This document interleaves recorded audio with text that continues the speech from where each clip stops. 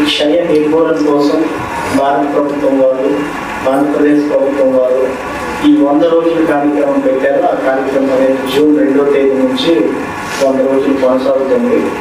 మరి మన జిల్లాలో ఉన్నటువంటి 700 పైచిలు గ్రామ పంచాయతీల్లో 72 పంచాయతీలు ఈ క్షయ వ్యాధి నిర్మూలనకి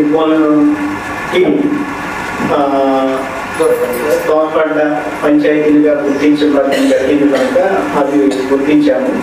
సో వాళ్ళకి ఒక రికగ్నిషన్గా మరి ఈరోజు ఈ కార్యక్రమం ఏర్పాటు చేసుకున్నారు. అట్లాగే ఈ పోస్టర్ కూడా ఆవిష్కరించి మన సాధారణ ప్రజల్లో ఇప్పుడు ఒక ఆయన వారియర్ వచ్చారు, మన ముందే మాట్లాడారు. టీబీ వ్యాధి నుంచి మరి జయించి ఆయన మరి మన ముందు నిల్చున్నారు. ఇది